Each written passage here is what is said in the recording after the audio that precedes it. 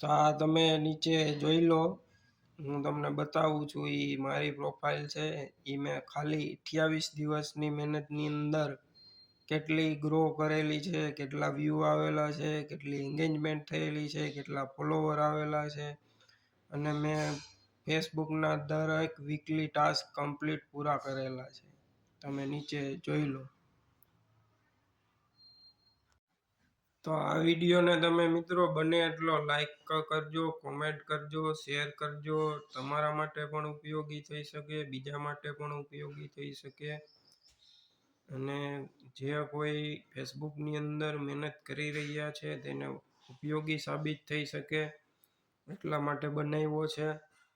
અને બીજા નંબરમાં એ કે તમે લોકો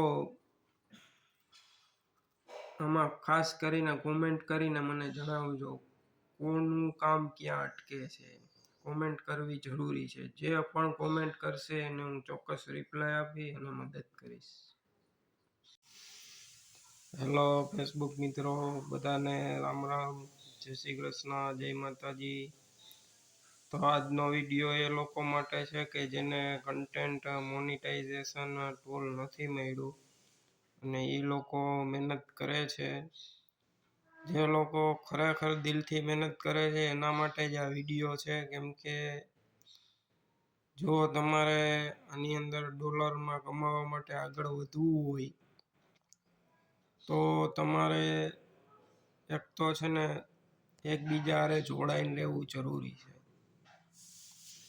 અને એકબીજાનો સપોર્ટ કરવો પણ જરૂરી છે. એકબીજાને લાઈક કમેન્ટ આપતું રહેવું જરૂરી છે.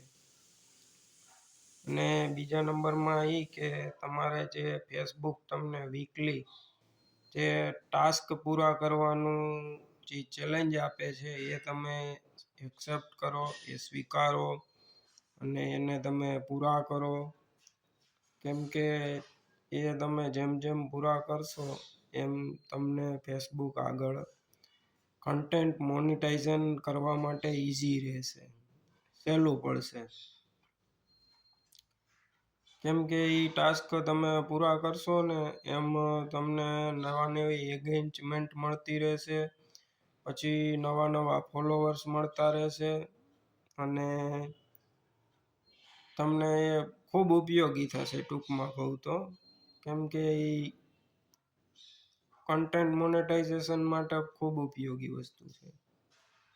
એટલે જરૂરી છે તમે કોઈ એને ઇગ્નોર ના કરો. બધા ભલે જેમ કહેતા હોય એમ, અને સ્ટારવાળા ટાસ્ક પણ તમે કમ્પ્લીટ કરતા રહો બને એટલા, એ જરૂરી છે.